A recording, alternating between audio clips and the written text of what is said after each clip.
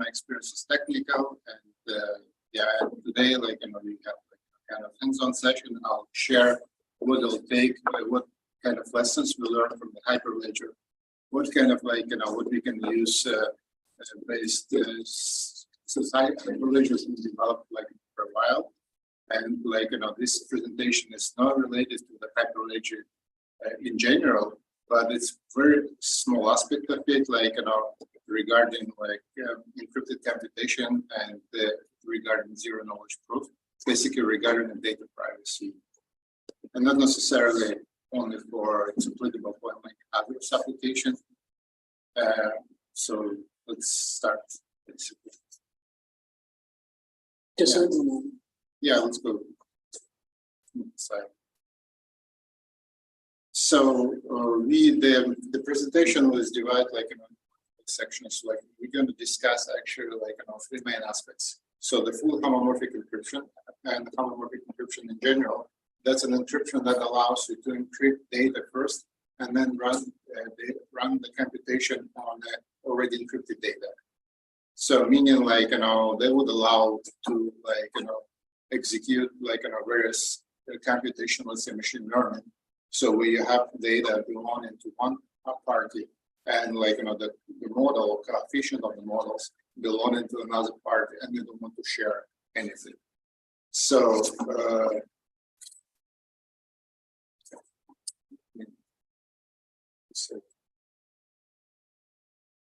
yeah, so basically the idea here is just like that's a technology that would allow you like without compromising any privacy to share the data. So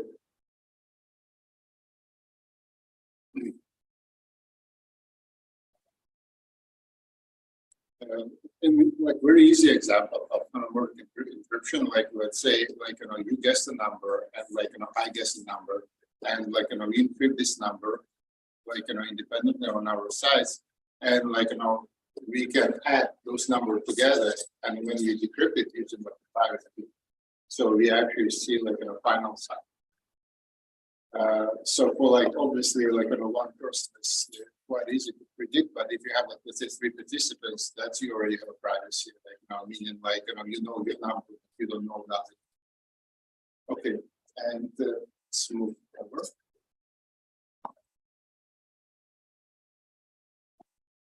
And like homomorphic encryption, like it's a very emerging market right now, and there are quite a bit of work done.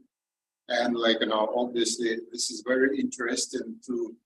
It's a technology to privately look in someone else's data without compromising the security. So some work like we did like related to fraud detection, like when multiple banks can like basically let's say a TD bank like thinks this transaction maybe this credit card transaction may be fraudulent, but I'm not quite sure. Like I would like to get a feedback from like another partner of the business, let's say RBC, and basically and just like can privately encrypt the data and just like ask the model to compute the final result and open it. So they're basically like for the fraud detection, for instance, the steps like given here. So basically, again, like when you encrypt the data, you have to use a public key that it's everyone has a public key. It's unsecure, and the private key is a private key. It belongs only to the person, the organization that's and it's not shareable. It's not shareable. So and like in a fraud detection mechanism, like bank A, let's say, receives a transaction from the client, and then the bank concerned that this transaction may be fraudulent, and we encrypt transaction and send it to bank B, and the bank B encrypts the model they have, and like and then apply this model to the encrypted data. So the result, like no one is seeing anyone's data. And at the end, you can see a final result, and the bank A can only see yes and no, meaning transaction fraudulent or not, meaning like no information gets revealed for like either for bank A or bank B, only what we want to share. So basically, they can reduce it, like, visibility over data. Okay. Next. So same thing, like, you can apply for, like, the credit check. So like, I don't want to go into details, but the idea is similar because, like, when you're doing, like, credit check, so you have to walk this organization. This is like, let's say, like Rogers. You purchase a new service, and, like, you're going to purchase a new plan, and the part of it, like, you have to provide, like, a credit history. And, like, we do have all this, the mechanism for this credit history, but it could be independent. Like, you can independently ask, like, the banks, and they can, like, look into the transaction history, and everything is encrypted. Like, all the data is encrypted, and since the data is encrypted, like, you can simply calculate the cloud, and then gives you a probability, like, that's what you see on the right side, like, is your credit score is vulnerable, is good or not, basically. To approve your denial.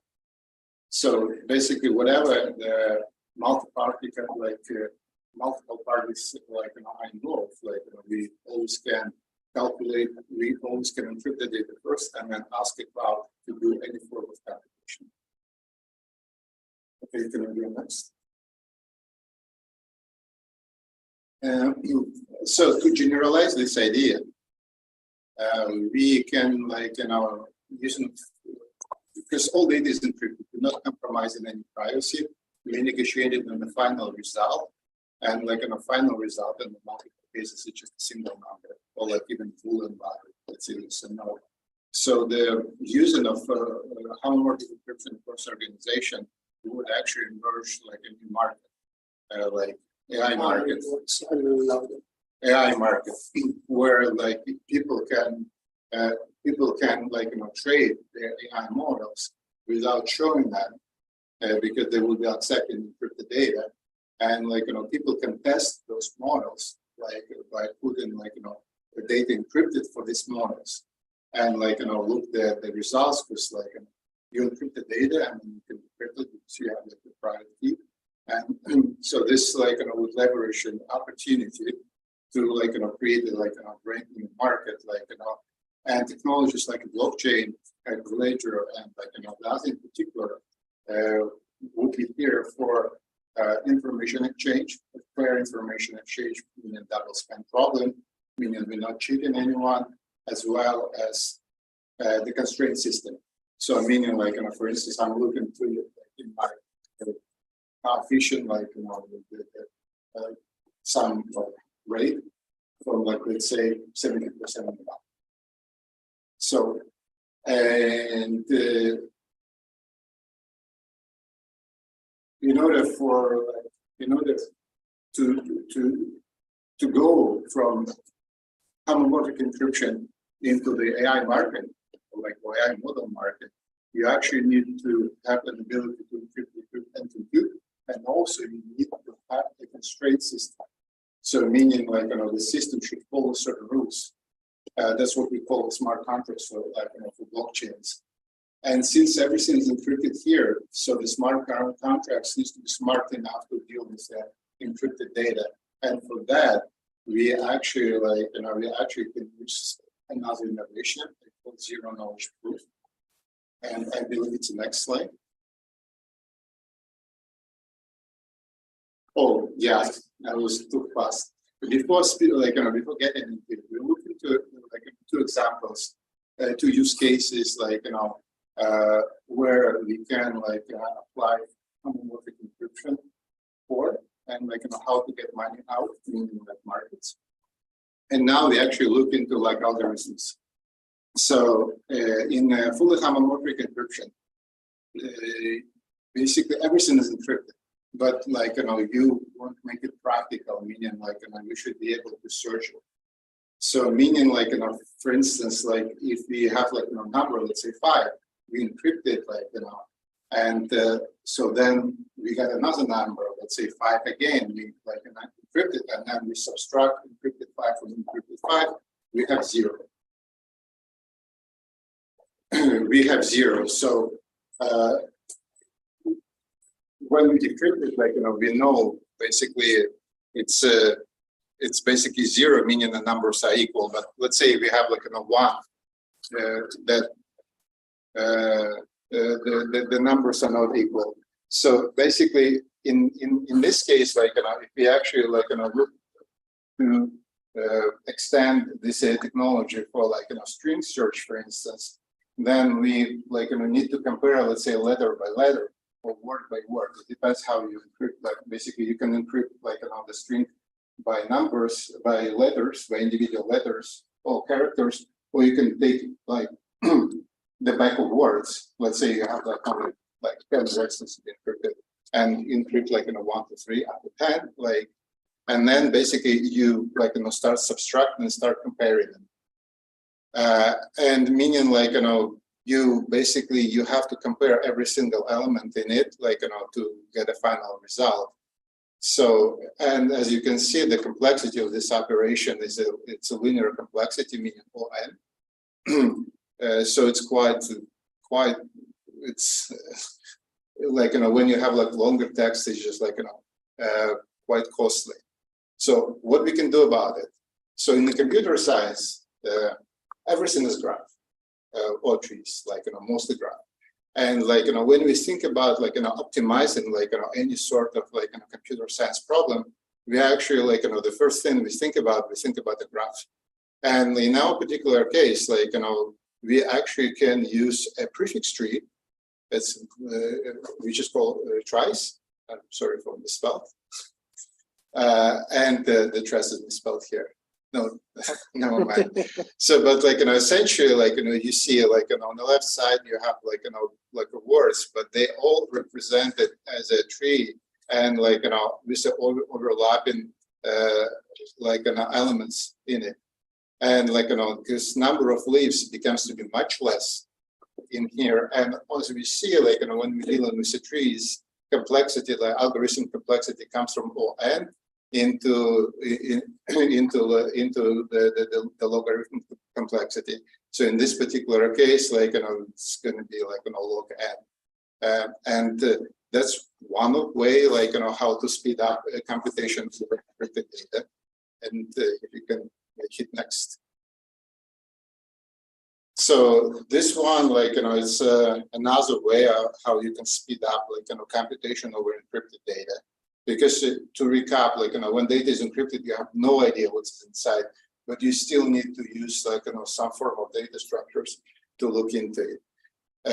Because this like an algorithm, it's actually used on firewalls and a network a lot called Bloom filters. So the Bloom filters like basically tells you if your number or like string or like some kind of data element is within is basically exist or not, meaning it's more like a probabilistic structure. But like if the element is not existing in a set in this kind of like a Bloom filter string, it always will be negative. If the element if the and in order to compute like this filter is just basically we just like simply the hash the hash the let's say string or like some kind of data element and keep adding them using XOR like binary operation. And the Bloom filters becomes to be quite big, but like but they represent like data compression in a sense. So they could be like used to like build like some form of database. And like if we look into it, so you can see the data structures here is again tree, meaning like we're going into logarithm complexity, meaning like we decreasing like computation speed like a lot and like exponentially. Next.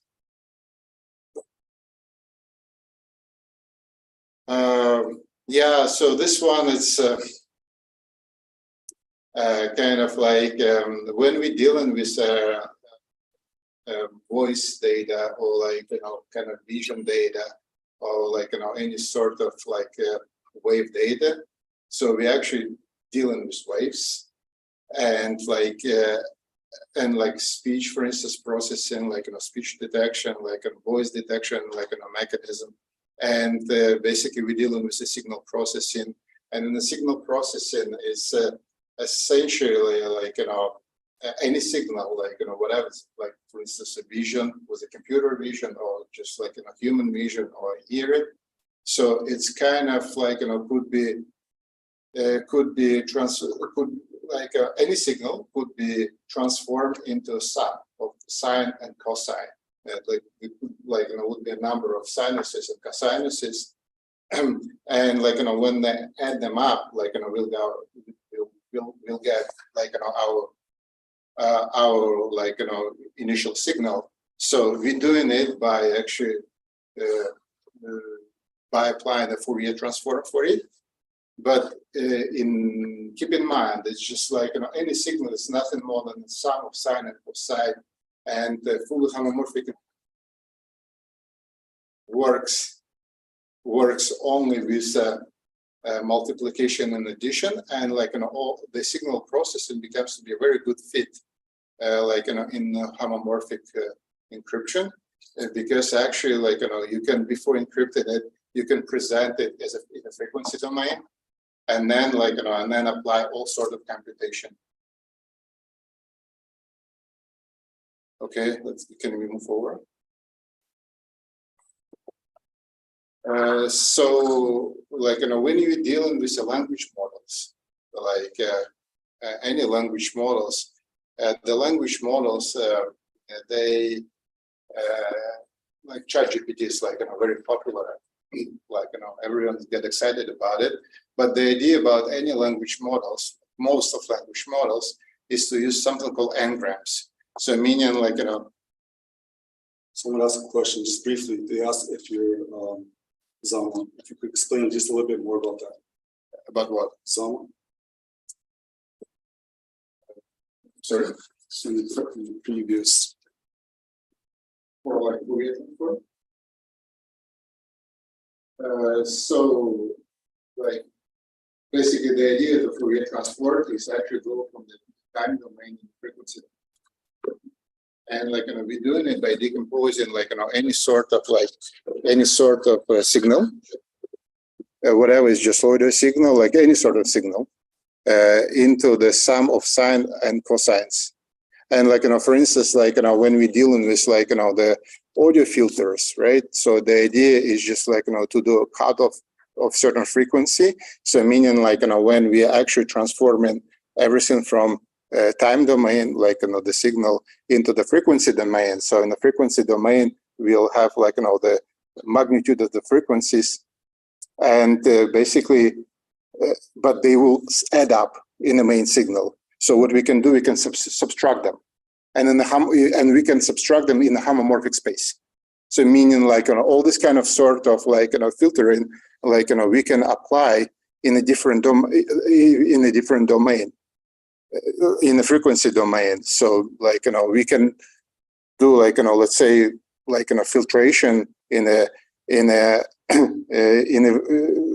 remove a certain frequency, or we can analyze voices, because analyzing the voice is also kind of a frequency related thing.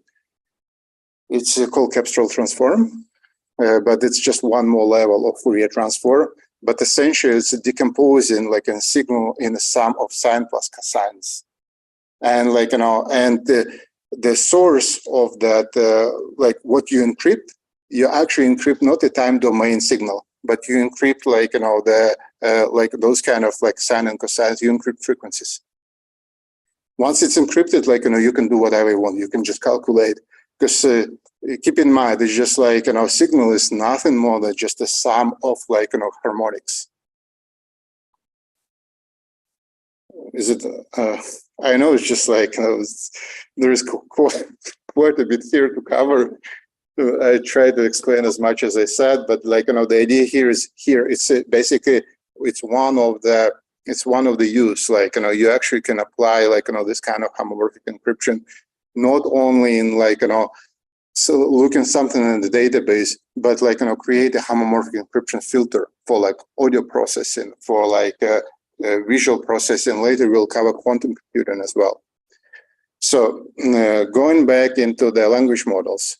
So in the language models, like all the language models comes into something called n-grams.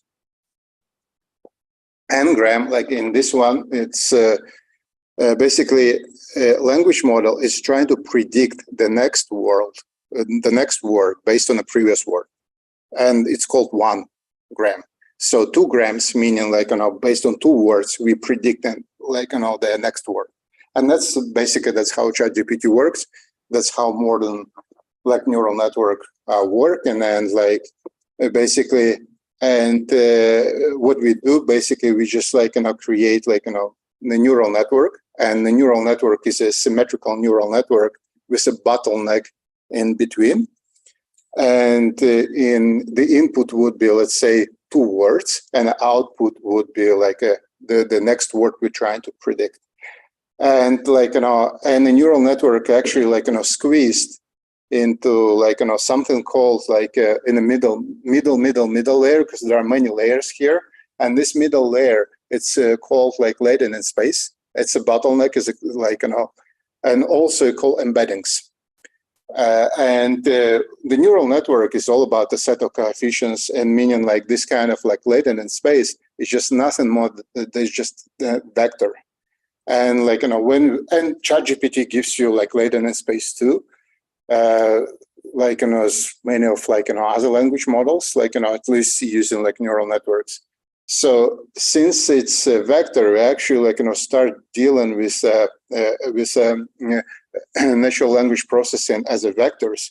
For instance, like you can spot that man and woman are sitting very close in the left upper corner, and like king and queen they're sitting very close too, because they actually have very, very similar in meaning.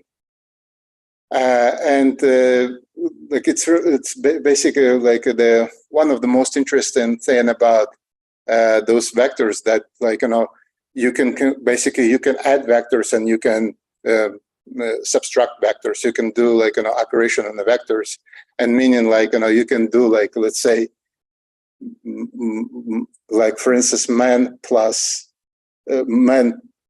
woman minus king will be equal to queen. So if you just like imagine those kind of vector computation. So, and that's by the way, it's a great power of a ChatGPT, that I don't see much information. Like, people are talking like lots of ChatGPT in form of like, language models, like generation, some advice, generation with some kind of like, text, or give me the advice. But the really the true value of ChatGPT is in this kind of embedding space. You also can, through API, it's accessible. So you actually can like, do the same thing, and like, you actually like can see like, how many things are related one to each other. And like, on top of this one, you actually can do like some kind of new predictions, like, by calculating those kind of vectors. The one I just sent, like man plus woman minus king will be equal to queen. And, that's a great power of like ChatGPT. So the reason this slide is here, all this stuff could be done in encrypted space, in a homomorphic encryption. And the computation I just mentioned could be done in encrypted space as well. Like, basically before doing anything, you just encrypt and then you calculate. So it would be encrypted man plus encrypted woman minus encrypted king. It would be equal to encrypted queen. So I know it's just like, here's very lot to cover, because it's a machine, it's a deep learning, and like, ChatGPT and like those kind of language models. But the general idea, like, using like, we still kind of get excited with ChatGPT, but like, only hear like, very few sounds like, about the data privacy. Yeah, we already have data. We already have a good models for like language models, but like, we don't have an ability to share them confidentially. Can move forward, please.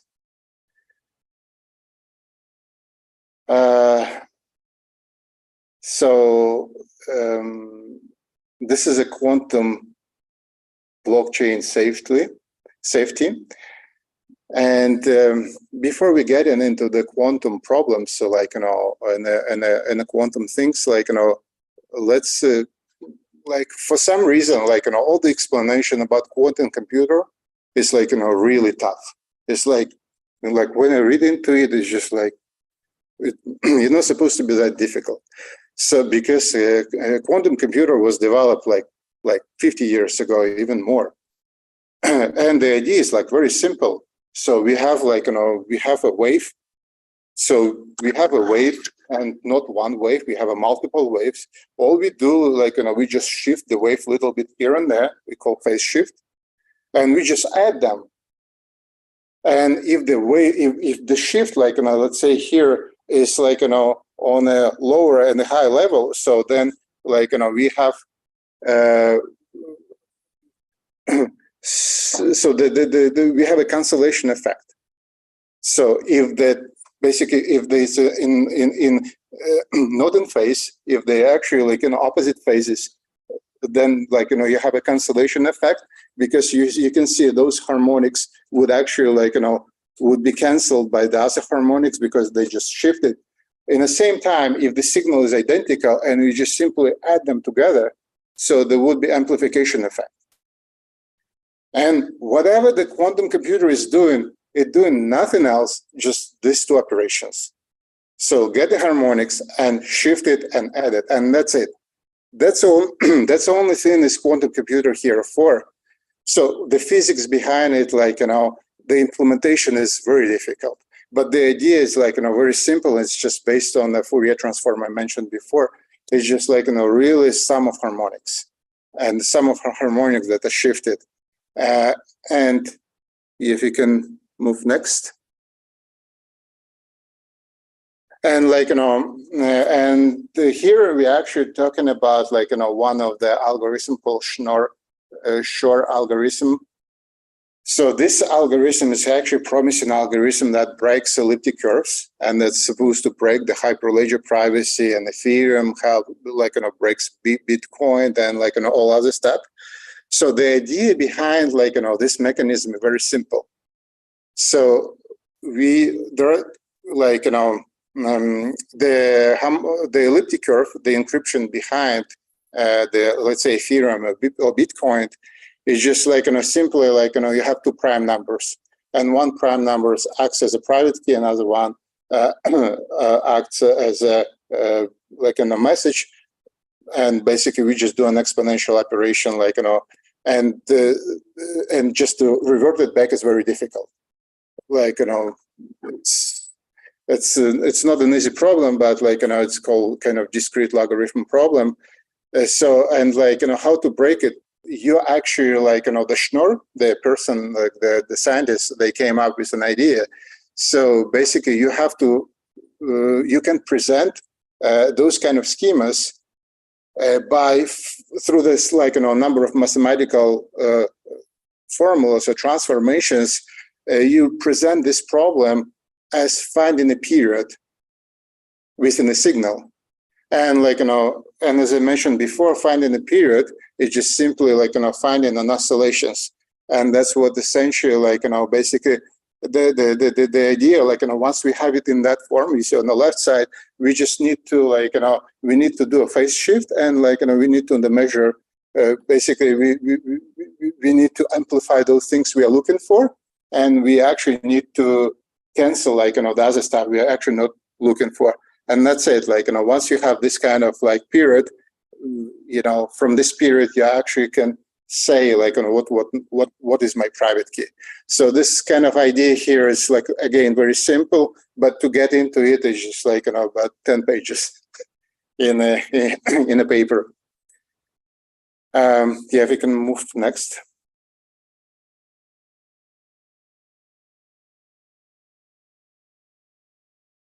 So, like, a kind of summary.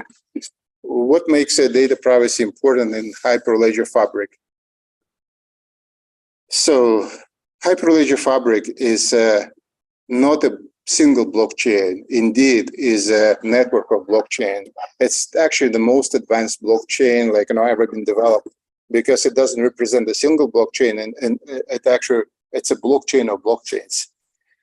And the privacy in Hyperledger Fabric is implemented through that like membership service, and membership service meaning like that like you just define like through ACL access control list who is actually like participant of this network, who is not participant in this network, and it partially like using like the permission, and partially using like cryptographic membership meaning CA certificate authorities. And it really becomes messy, like when we actually need to exchange information for the parties that not a part of that, that's not included in this current channel membership. And for this kind of like people, the Hyperledger Fabric, for instance, is offering something called side databases, like private databases. And it's really kind of like messy how to set it up, and it's like it increases complexity of solution a lot.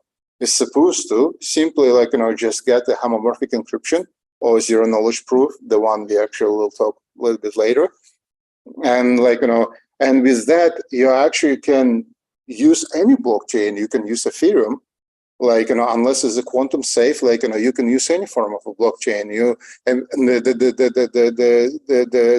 The cost of development becomes to be much less, because like you have to invest into the initial cryptography, but then the mean of communication doesn't matter. So zero knowledge proof is the one we're gonna be talking in a bit. Like it's slightly different from homomorphic encryption. It's more like a constrained system. It's supposed to be a computational system, as well homomorphic encryption really is. So, and AI and blockchain, like really like zero knowledge proof and homomorphic encryption can leverage you an AI market. And AI market is like is someplace, like as I mentioned before, where you can actually say, here is my model and here's my constraint, and like on that data it gives certain results. Yeah, and the last one, quantum computer and blockchain safety, we'll talk about in a bit as well. Can you go next, please?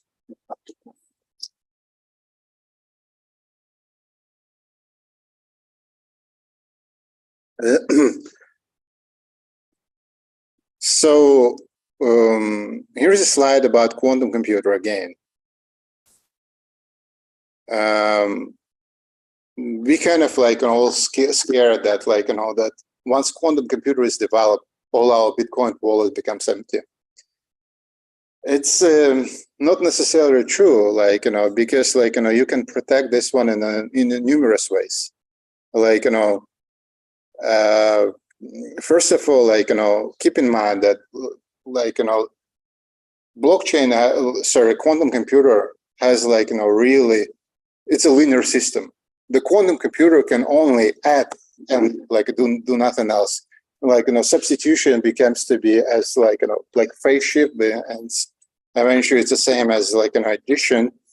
And like there are about, if you just check Wikipedia, like there are about only 16 like known algorithms are known for quantum computer. It's like the message here, quantum computer, when it comes out, it will be like a video card. It's something extra, something nice to have. It won't ever replace it, like the conventional computation things.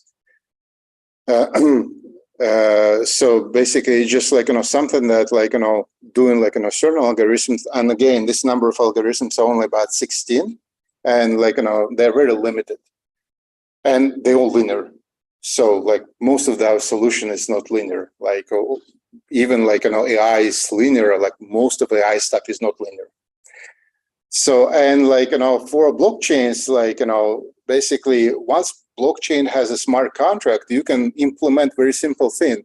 We can actually like submit, like put in a smart contract some hash of the random number you're going to hide, and when you're going to spend your money out from your blockchain, you have to provide this random number, and like that's the known by you. But at this point, like the smart contract could verify that like that see the committed value is equal to this hash, and that's it. And that's it. That's a fix.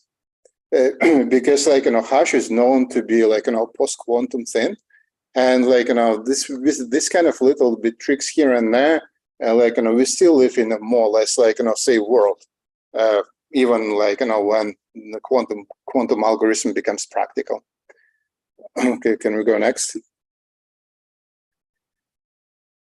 Yeah, this is like everything. And I encourage you, I have like a few publications on a Medium talking about different things. So, but, oh, it's like mine. So like, I covered zero knowledge proof like very briefly, but like zero knowledge proof is kind of like, what we have. But basically, it's a private constraint system. And like, you can think about like, zero knowledge proof of homomorphic encryption, but with homomorphic encryption, you can do a computation versus zero knowledge proof, like, that will really gives you like, a constraint system where you can verify like, certain constraint based on an existing data. And like, if you need more, like, I have an article about it, like, hands-on of proof of ownership.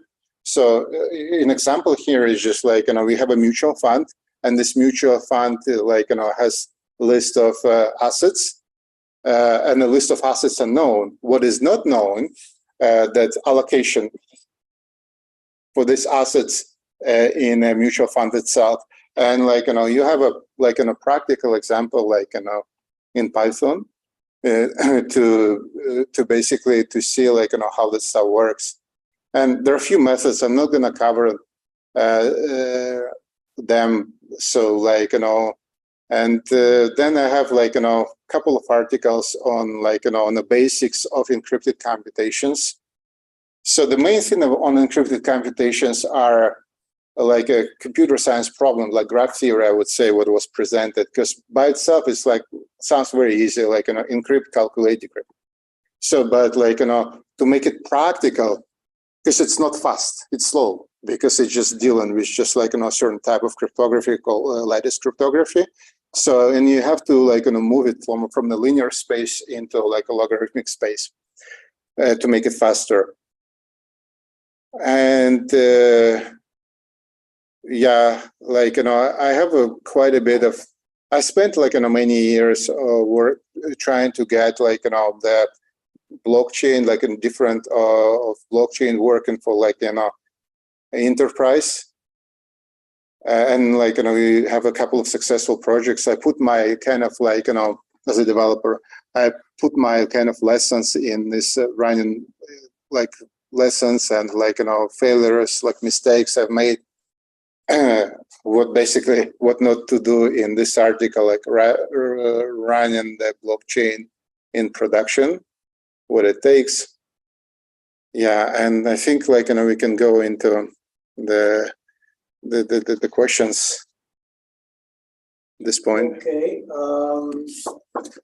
that concludes the presentation. So we are now open for questions, if there are any.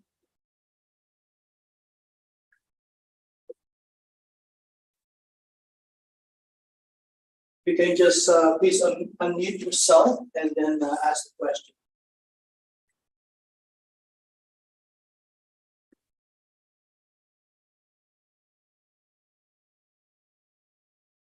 Any in the room have any question?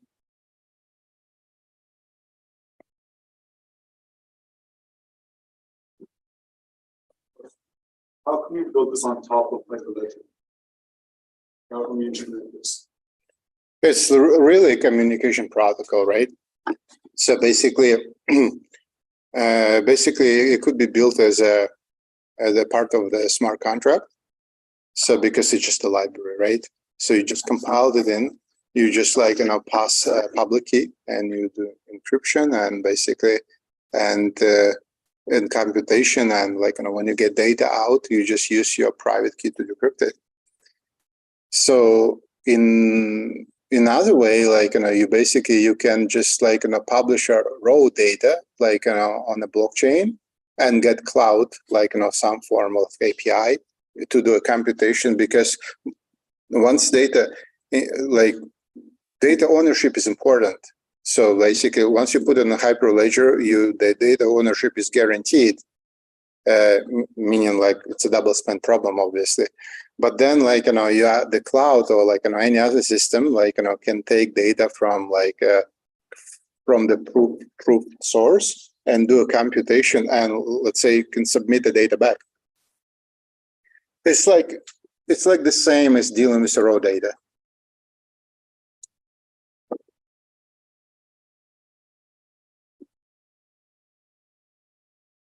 I have a question. Sure.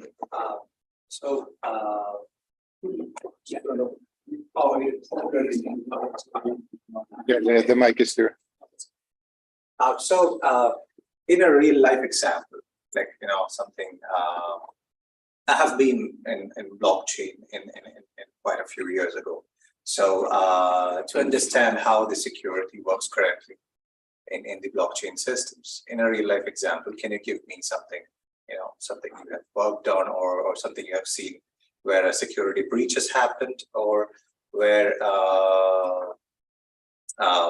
the encryption that you spoke of has been put to use on some kind of such situations? Like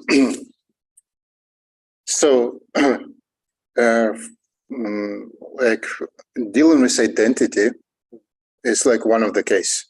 So like meaning like, you know, you have a social insurance number, social security number. Okay.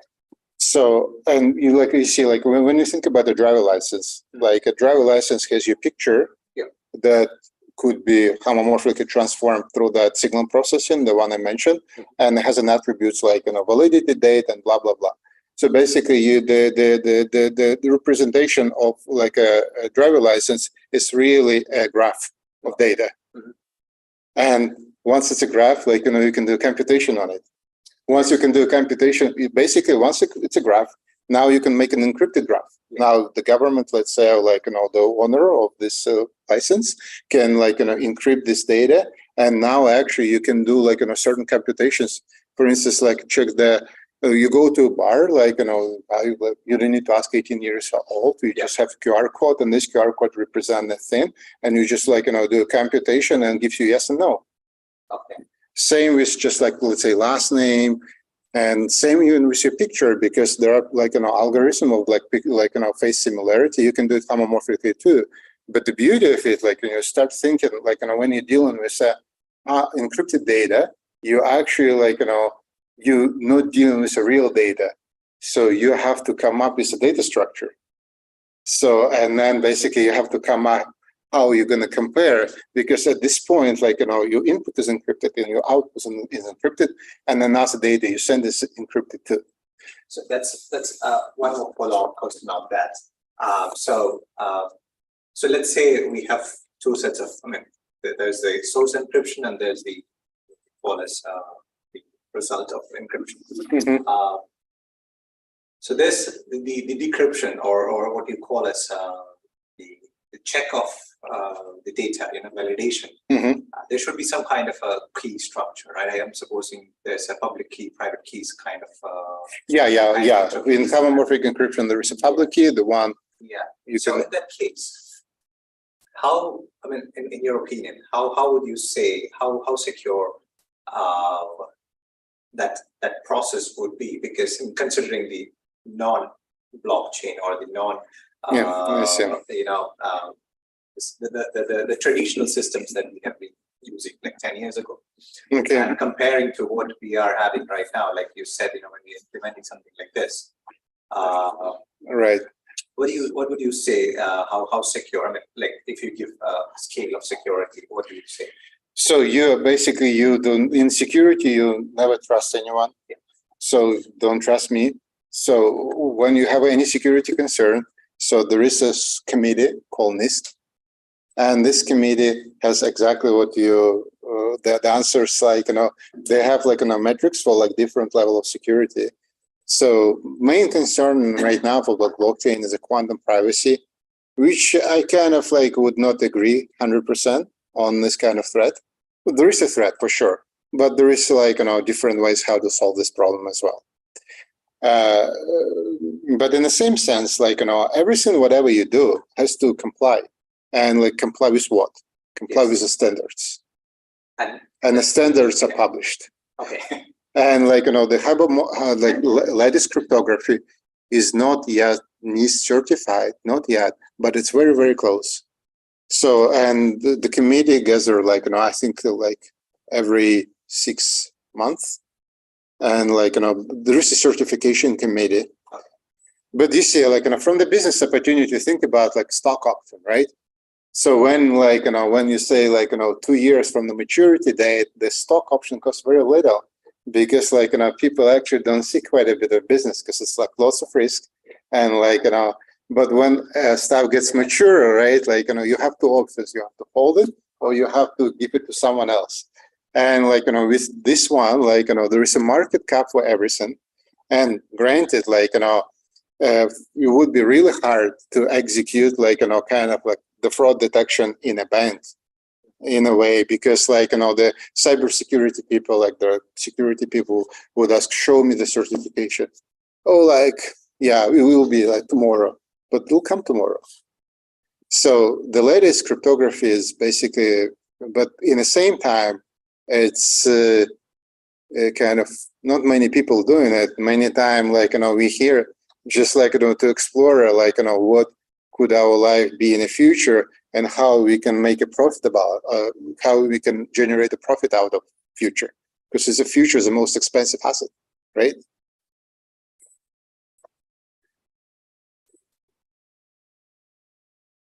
One question I want to say is that many of these problems can, at least in theory, handle more efficiently with trust execute environments. How do you know all the? Yeah, there is a, so like basically Intel puts a lots of effort on it. So that's the question. So CGX. You have Intel SGX. Yeah. And you have Sergeant C. The question is, what would you consider the reason?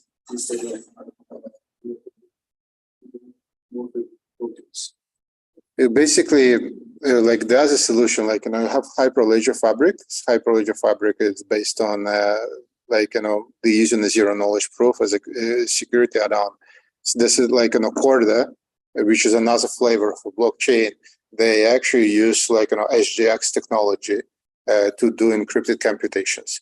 And like Intel SGX technology is like really a kind of a separate isolated processor with just like, the master key baked in it. It's not extractable and it would allow it to do any form of computation inside.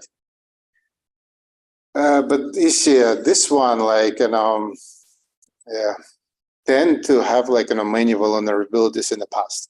I was like, I was so happy, like, when I saw it first time, because like technically you can apply any sort of homomorphic encryption, like it's kind of very slow. Because first of all, it's like, the latest cryptography is dealing with matrices. So the other form of homomorphic encryption, they just like, like exponented one number is another number.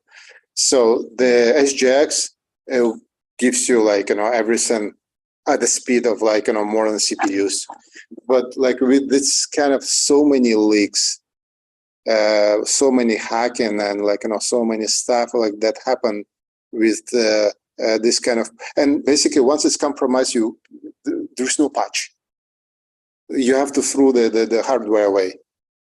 Because like, with this kind of thing, at least you can re-encrypt, you can do something. But if your master key is compromised for this processor, that's it. Like, you have to invest in like, a new processor, a new motherboard, and like, kind of, we'll see. But so far, it's kind of, to me, it's not reputable yet.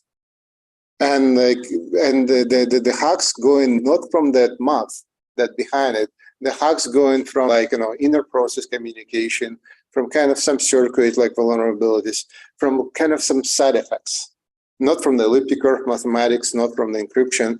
They come from like in the manufacturing process. And I would rather stay on the academic side as just like, as mixing like, putting too much technology in it. And like, once you have this kind of, becomes to be like IoT problem. So this kind of bulk, like, gets hacked, Everyone gets hacked through this bulb, and the only way to fix it is just like take it out and throw it away. That's my view. I've done like at least a dozen POCs on it. It was a really good thing like to use in the Azure, because that would make everything like an encrypted, but like, sorry, I lost my confidence level in SGX. Covered all the questions from other participants. Do you have any questions? All the participants? One. Would be I work on multiple blockchain projects, and you mentioned smart contracts. So, have you, in the process of building smart contracts, have you given it to third party to audit the smart contracts, or not? Technically, you have to, because like basically, especially like when dealing with ICOs and like when dealing with all this stuff. We don't have like basically when we're doing like a regular development, so we rely on a pipeline. Part of the pipeline is just all different kind of automatic scans. Unfortunately for smart contract, there is no such a thing. There is a Sonar Cube but it doesn't really, yeah. So basically you would publish it, and you would like pay bounties someone to hack it. You absolutely need to have a review, because this technology is still immature, even with Ethereum, blockchain, Bitcoin. And Bitcoin, you can make smart contracts too. So I would not let smart contract go in until it publicly kind of seen. Okay. Not even privately by independent company, but like publicly. Because smart contract is here for a public to see the set of rules, right? Set of constraints. So funny thing, what happened was before ChatGPT came, we used to give the public contract for a third-party company who specialize on auditing. And well, after different phases, we had different pipelines features to release, and we updated accordingly to that. And funny thing, what happened was we asked the ChatGPT to audit it. It did pretty well. Did it? Yeah. So it showed the mistakes, human errors regarding the verbs and the number of items also. So we were in dilemma, like, should we just go with ChatGPT audit, or should we give the auditor to the job?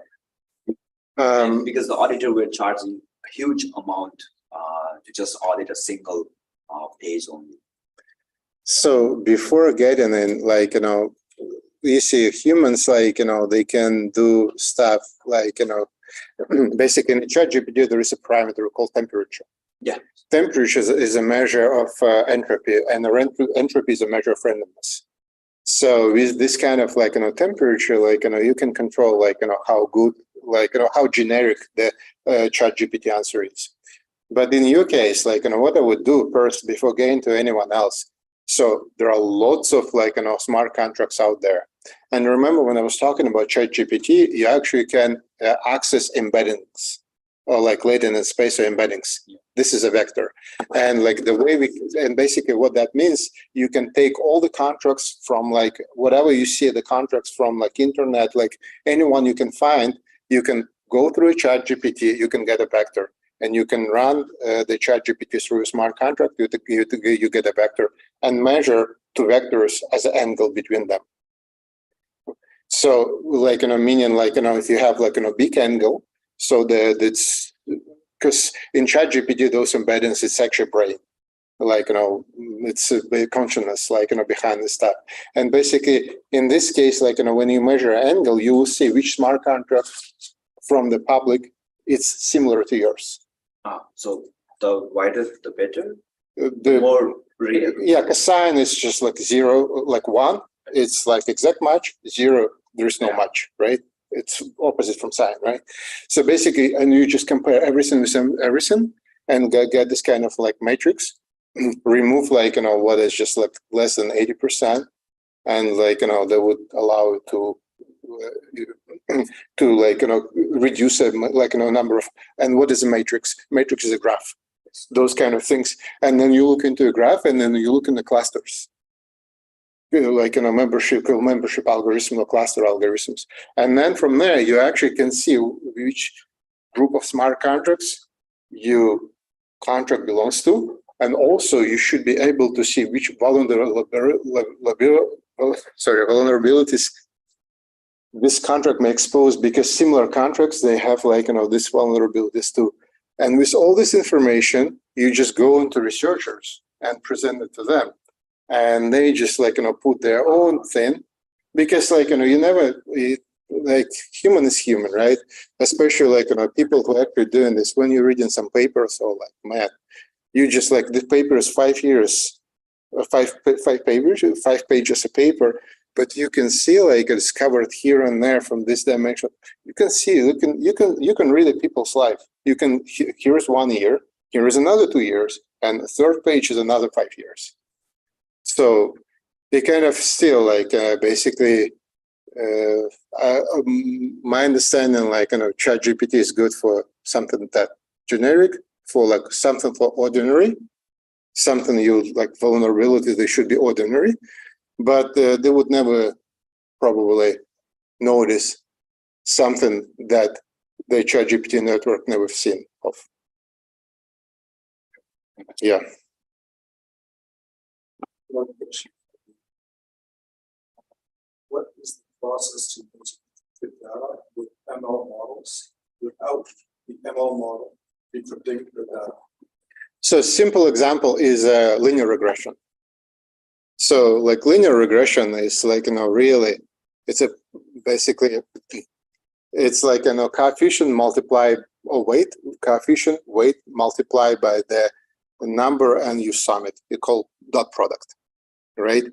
So in this sense, basically you get models of weights, and and you just encrypt the weights first, and then basically you take data, and you just multiply one to each other, and you sum everything, and you got a final result. If the question is if it's suitable for training, because training the model is not really a question. It's a question of regularization, because you have to count entropy, and I don't think homomorphic encryption there are some papers, and there is even some projects they let you use neural networks in an encrypted space. But for instance, I work with linear stuff, and basically you train your model on the plain data, and then you just use it on another part of the data, and you have result, and you just send it out.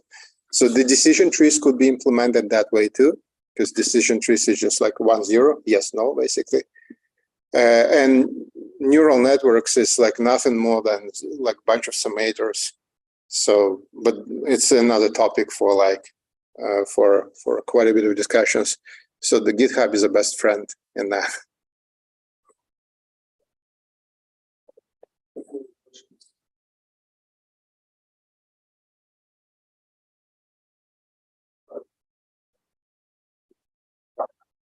Right. Thank you. So I guess we'll do so. Thank you, guys. Thank you for everyone coming, everyone online. Obviously, it's been recorded, and also go to Hyperledger on YouTube and get more information. If you have any questions for Alex, in the chat, we've put his LinkedIn account, so you can contact him and have any questions. If there's anything else, you can also ask David. And also, thank you again, David. You always put in the extra work in. And thank you for hosting this event, David. And thank you everyone online and in person for coming. Hope to see you guys at our next event. And just stay noticed, it's on the Meet event. Sorry, the Meet website. Just keep on checking in. And when we have the next event, be sure to come in. All right. Yeah. Thank you. Thanks, Alex. Thanks, everyone. All right. Take it in. Take care, guys. Bye.